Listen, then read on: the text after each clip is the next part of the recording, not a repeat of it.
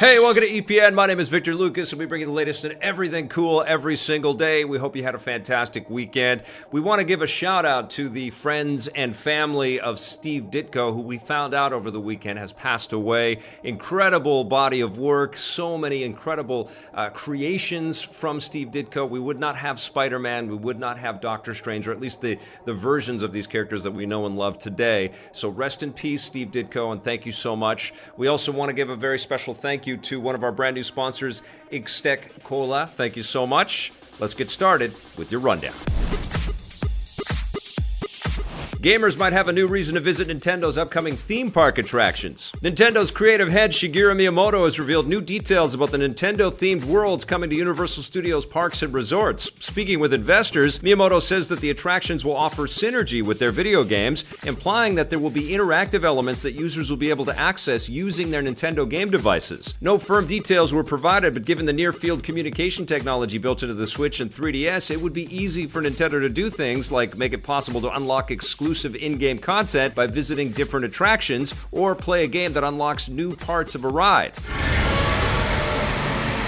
Rival Disney has already started doing something similar with the Play Disney Parks mobile app, which allows users to play interactive games while they wait in line. Integrating Nintendo theme park attractions with Nintendo games seems like a no-brainer with loads of different possibilities, and one thing is for certain, whatever Nintendo comes up with, it's probably going to be cool. The first Nintendo World will open at Universal Studios Japan in 2020, with Universal Studios Hollywood getting their own Nintendo World after that. I am unbelievably excited for Nintendo World. Are you kidding me? I've introduced my daughter to the whole Nintendo universe. We've done Disney a couple of times and she loves that, but this is gonna blow our freaking minds. It's gonna be so cool to jump into the Mario Warpipes and onto a Mario Kart and play Legend of Zelda in the real world. Has anybody been to the Harry Potter world at Universal Studios? It's insane. And I have a feeling that Nintendo World is going to be even cooler than all of this stuff. And yes, I think it makes a total perfect, partnership if Nintendo handheld devices are also integrated somewhat with your theme park experience. That is going to be awesome. One thing that they do with the Harry Potter world or Harry Potter Land or whatever they call it is you can get a magic wand and interact with some of the attractions at the theme park there, which is really cool. This will be even better, and then of course you can take some of those attraction experiences home with you and keep playing a game. Can't wait. That's going to be so incredibly fun, and I would imagine so incredibly busy. It's going to be this huge war between Star Wars Land and Nintendo World. It's going to be awesome.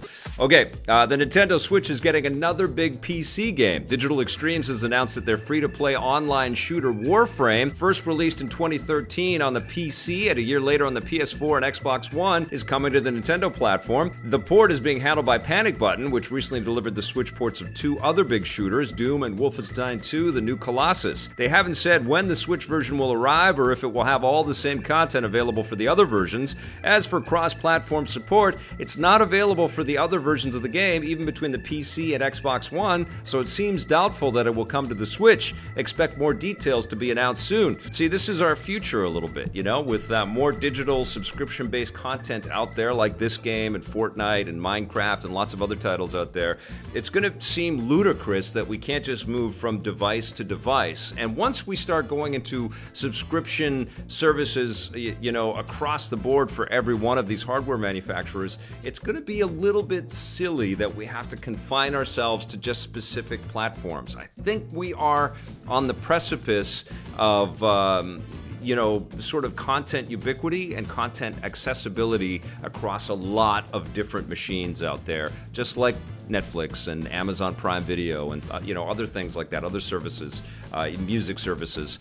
I think games are kind of headed for that direction as well. But it is very cool that Warframe is coming to the Switch. I think that's going to be a very nice fit for this platform. It makes me want to jump back in. It's been years since I checked out Warframe, and I know that there are tons of fans out there. They have the Tenno console con that Digital Extremes puts on in London, Ontario every year. I know that thousands of people jump in and play this thing. I've seen some direct comparisons between how this game is actually a superior version of a lot of the stuff that Destiny charges you for and kind of holds back on with all of the grinding that's associated with Destiny. Warframe is a little bit more fluid and fast, and it's obviously about customizing and sort of creating your own character, and that's where the monetization sort of factors in with the game. But it's been smart, I think, and why it's been so successful is that it is just about customizing. Your purchases really are just about sort of augmenting your look and flair.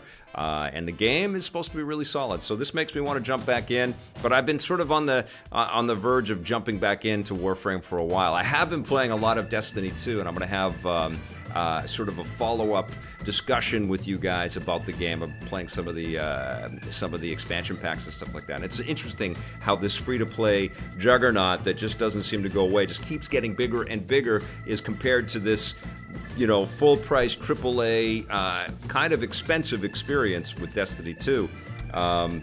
But, it's something to be excited about for sure.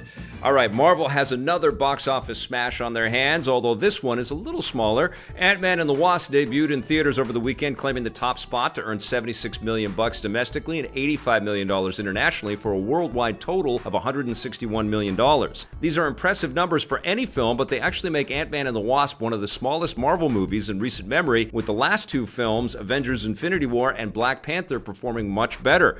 Despite being smaller than the other films, this makes Ant-Man and the Wasp the 10th Marvel film in a row to open number one at the box office. Looking ahead, the next Marvel Studios movie slated to hit theaters is Captain Marvel, starring Oscar winner Brie Larson as the out-of-this-world space pilot. The film officially finished shooting over the weekend, with Larson posting this photo of the production slate autographed by the cast and crew. Captain Marvel hit cinemas in March, followed by the fourth Avengers movie in May. And I think this is where things start to get interesting. I don't know if you guys saw Ant-Man and the Wasp, but there were some pretty cool after-credit sequences in that movie. And the movie itself was fun. We reviewed it on Film Fury, and I enjoyed it, and it's been spinning in my head, which is the sign of a movie that sticks with you. I want to see it again.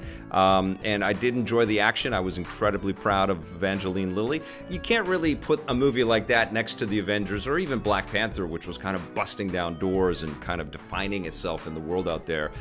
You can't really position Ant-Man next to these behemoths.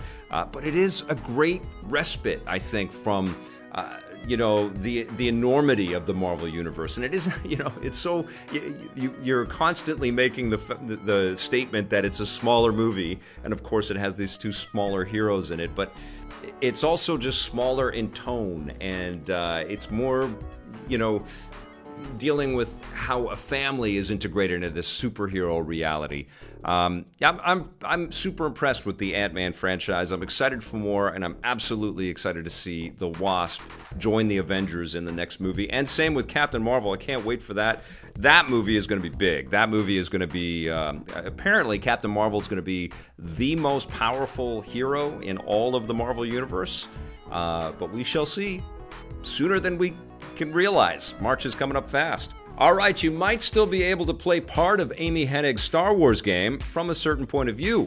Some characters, locations, and story ideas initially created for the new game might still find their way into the retooled final product. That's according to EA Motive Studios general manager and former EP co-host Jade Raymond. Speaking with Game Informer, Jade says that more than 3 terabytes of assets were created for the game by the original development team, and their goal moving forward is to make sure that they reuse everything that they can. The untitled Star Wars game started life at Dead Space developer Visceral Games and was headed by Uncharted director Amy Hennig, and was supposed to be a single-player experience with a focused narrative. EA instead wanted to create a more open-ended online experience, so they moved the project over to EA Canada and Motive Studios, with Amy Hennig leaving EA and Visceral being shut down in the process.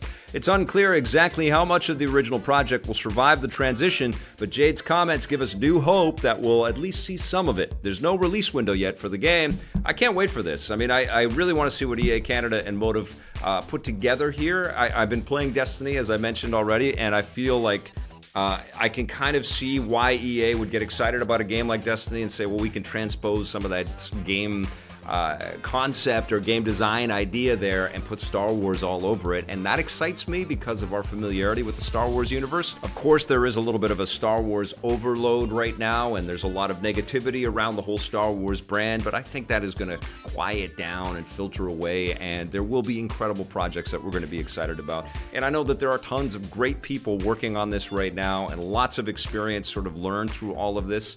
It's not easy to build these games, and there are lots of big changes that happen during the course of one of these games sort of evolving and developing, and I'm glad that Amy has left and she's kind of on to her next thing, excited to find out what that's going to be. Yeah, but I still have hope.